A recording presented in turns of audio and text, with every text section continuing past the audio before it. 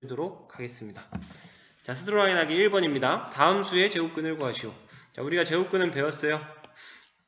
저번 시간에 바로 배웠어요. 제곱근이 뭐라 그랬죠? 제곱의 뿌리. 그래서 100의 제곱근을 구하라 하면은 이런 뜻이 제곱해서 100이 되는 수를 구하여라 이 말입니다. 제곱해서 100이 되는 수. 그러니까 제곱하고 반대로 간다고 생각하면 돼요. 그 이전, 뿌리니까. 그래서 제곱해서 100이 되는 수는 뭐가 있냐? 찾기가 쉬워요. 여러분 찾기 쉬운 건 직접 찾아야 됩니다. 10이 있어요. 10. 항상 말하지만 양수의 제곱근은 몇 개? 2개. 그래서 플러스 10과 마이너스 10이 있다. 한 번 했으면 플러스 마이너스 10이다. 이 항상 그 제곱근 2개는, 양수의 제곱근 2개는 부호만 달라요. 절대값이 항상 같다는 거. 그거 인지해 두면은 2개 찾는데 어렵지 않습니다. 자, 그 다음 나온 게 144인데요. 144 여러분 찾기가 좀 어려울 수도 있어요. 여러분이 좀 알아둬야 될 게 있는데 몇 가지는 좀 알아두면 좋아요. 뭐 10의 제곱까지는 여러분이 암산이 가능합니다. 9의 제곱 81, 8의 제곱 64, 9구단을 다 했기 때문에 10의 제곱까지는 쉬워요. 100. 11의 제곱부터는 이제 암산이 조금 어려운데 여러분이 그래서 한 13, 14, 15 정도까지는 제곱을 알아두는 경우가 많습니다.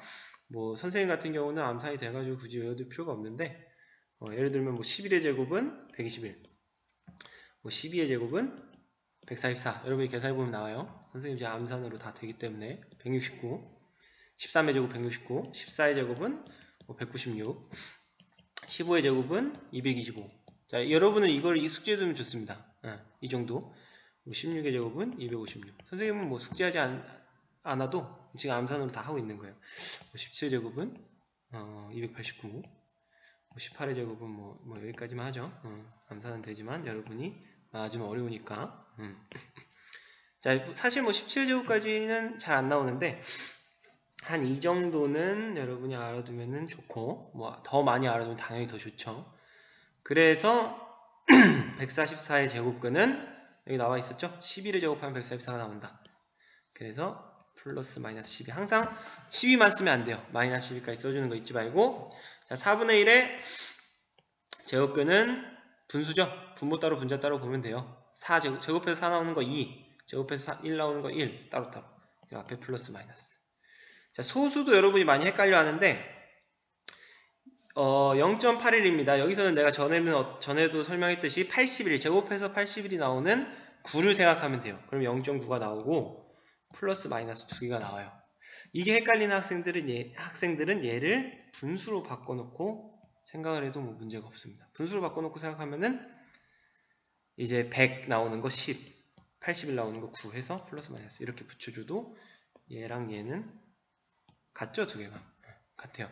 그래서 분수가 더 편한 학생은 분수로 바꿔서 제곱근을 구해줘도 됩니다. 자, 2번으로 갈게요. 다음 수의 제곱근을 근호를 사용하여 나타내시오. 자, 근호 우리 뭐였죠? 저번 시간에 배웠습니다. 이렇게 생겼어요. 루트라고 많이 읽어요. 제곱근이라고도 있습니다. 이 안에 a가 들어가면 얘는 루트 a라고 읽어요. 혹은 제곱근 a라고 읽어요. 저번 시간에 배운 내용이었고요. 다음 수의 제곱근을 근호를 사용하여 나타내시오. 나타내 보겠습니다. 자, 13이에요. 근호 사용하면 그냥 루트만 씌우면 됩니다. 근데 여기서 그냥 루트만 씌운 거는 제곱근이 아니고 양의 제곱근. 그래서 음의 제곱근까지 표현하려면 앞에 플러스 마이너스 마찬가지로 두 개가 나오죠. 자, 19 쉽습니다. 루트만 씌워요. 5분의 3 쉬워요. 루트만 씌우고 두 개 나온다 그랬죠? 부호만 다른 거. 플러스 마이너스. 플러스 마이너스 루트 0.7. 자, 물론 나중에 이렇게 루트 안에 분수가 들어가고 소수가 들어간 경우에 대해서 좀 정리를 하긴 할 건데 지금까지 배운 내용으로는 이 정도만 해주면 됩니다. 이 문제는 이렇게만 풀면 돼요. 자, 3번으로 넘어갈게요. 다음을 근호를 사용해요. 마찬가지로 근호, 이 루트 말하는 거예요. 루트를 사용해요. 나타내시오. 자, 10의 양의 제곱근. 자, 양의 제곱근은 제곱근 중에 양수예요. 우리가 루트 자체를 배울 때 a의 양의 제곱근을 루트 a라고 쓰기로 했고요. 그렇게 배웠어요. 이게 정의입니다. 정의. a의 음의 제곱근을 마이너스 루트 a라고 쓰기로 했어요. 양의 제곱근은 그냥 루트 10이에요. 제곱근은 플러스 마이너스 루트 10. 양의 제곱근은 그냥 루트 10. 차이 알겠죠? 1.4의 음의 제곱근은 마이너스 루트 1.4예요. 음이니까. 음의 제곱근이니까. 오케이. 자, 제곱근 22. 이 부분 중요하게 저번에 좀 설명을 했는데, 제곱근 22와 22의 제곱근은 같다, 다르다? 두 개는 의미가 약간 달라요. 제곱근 22는 그냥 얘를 읽을 때 루트 22 또는 제곱근 20이라고 읽는 거였어요. 그러니까 말하자면 22의 양의 제곱근이 제곱근 20이에요. 22의 제곱근은 두 개를 뜻하죠. 플러스 마이너스 루트 20. 두 개는 다르다. 그래서 이 문제는 제곱근 22를 물어봤기 때문에 그냥 루트 22. 마찬가지로 제곱근 11분의 5는 루트 11분의 5를 적어주면 됩니다. 근호 사용하는 방법 연습하는 거고 어렵지 않죠. 자, 여러분 지금 1, 2, 3번 풀었는데 이 기초적인 문제예요. 물론 어려운 학생들은 어려울 수 있어요. 질문하면 돼요. 질문하면 되고, 그리고 많이 쉬운 학생들도 있을 거고. 사실 대부분의 학생들이 이 부분은 어렵지 않게 느낀다고 생각을 합니다. 항상 말하지만 수학이 처음에는 쉬워요. 첫 부분, 그러니까 학기를 시작할 때 주로 어려운 내용이 안 들어가 있죠. 처음에는. 물론 갈수록 어려워지긴 하는데 이 쉬운 내용을 놓치지 않고 중간에 방심하지 않고 보면은, 놓치지 않고 따라오면은 나중에 어려운 부분까지도 자연스럽게 갈 수 있어요. 근데 여러분들 항상 중간에 방심을 하죠. 한 번 놓치면 끝이에요.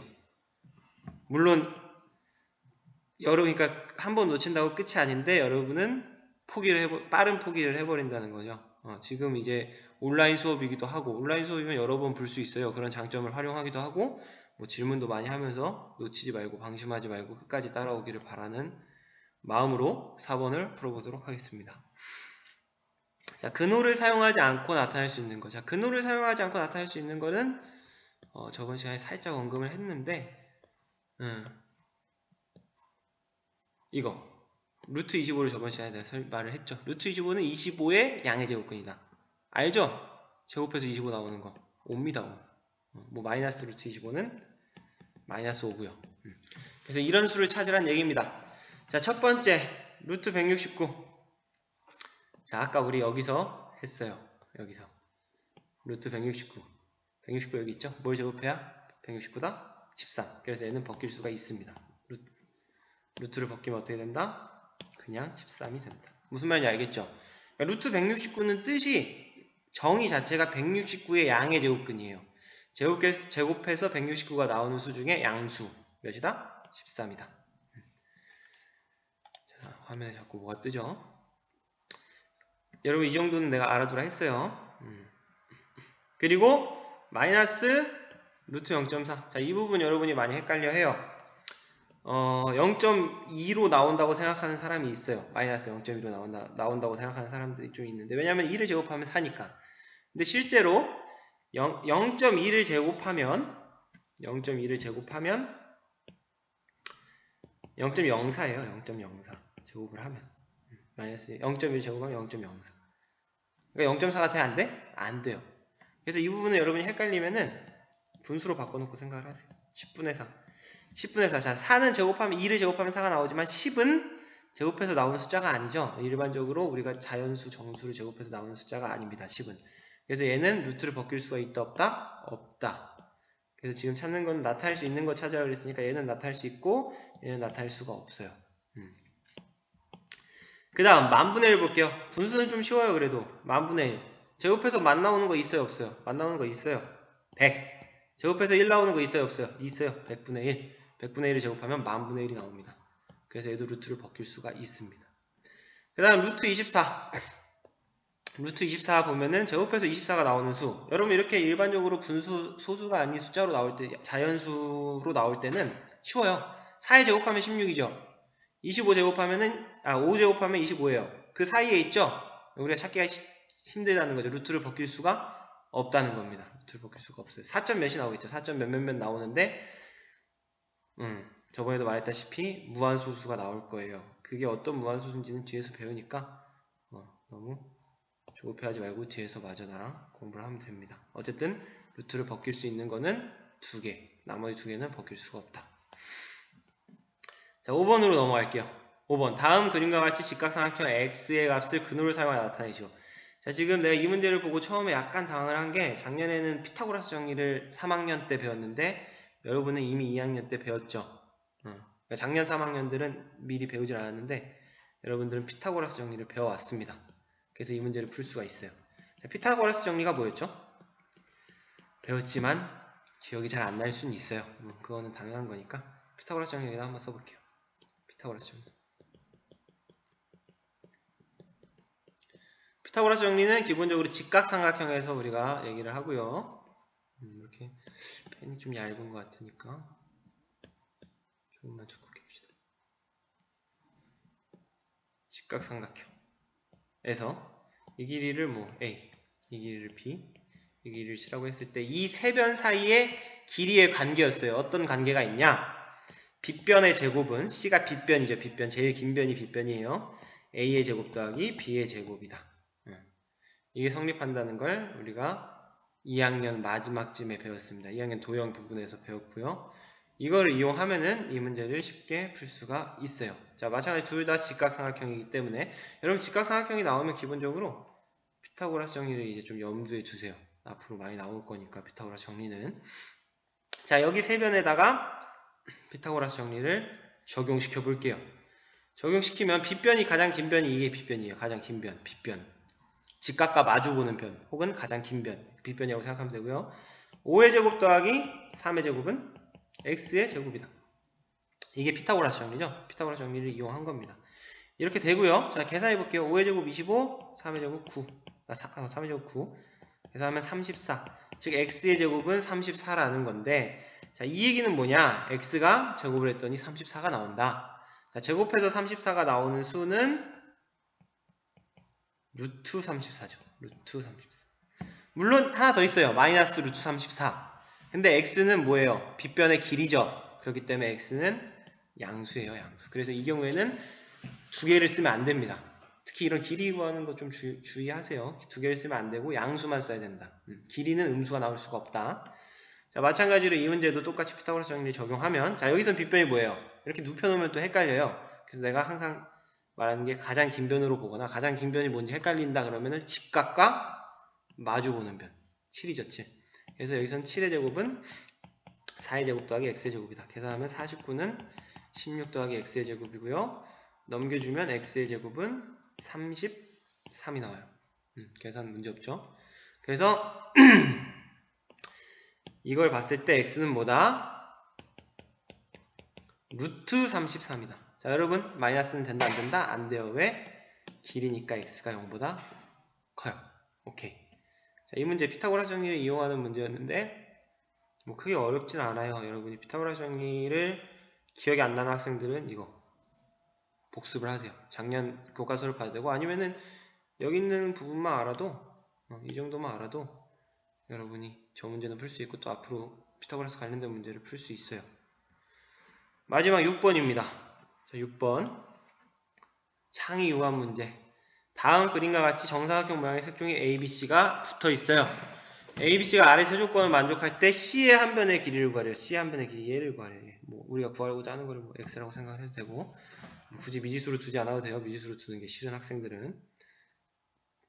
그래서 세 가지 조건이 있는데 먼저 첫 번째, 색종이 A의 넓이는 4제곱cm이다. 두 번째, 색종이 B의 한 변의 길이는 A의 한 변의 길이의 2분의 3배이다. 자, 설명을 참 이렇게 하면은 짜증이 나죠. 그래도 우리 수학 문제이기 때문에 열심히 풀어봅시다. 자, C의 넓이는 색종이 B의 넓이의 3분의 7배이다. 그냥 알려줬으면 좋겠는데 그래도 이 정도면 많이 알려준 거예요. 거의 다 알려줬어. 내가 봤을 때는.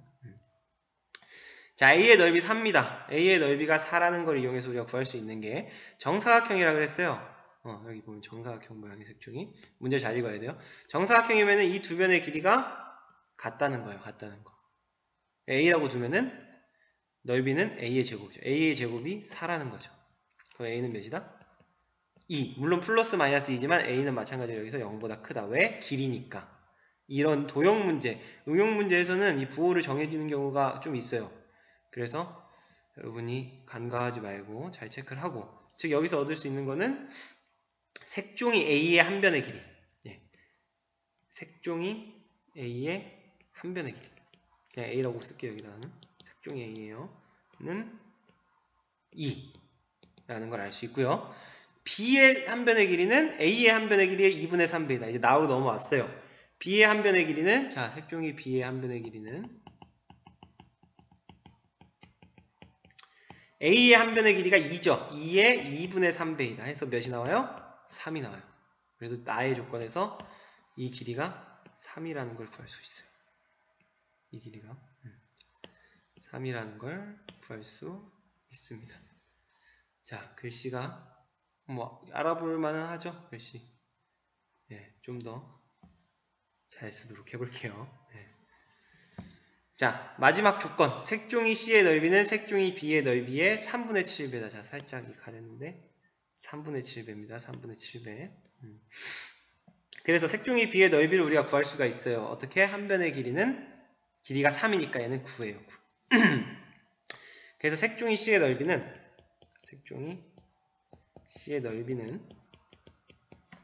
색종이 B의 넓이 9의 3분의 7배이다.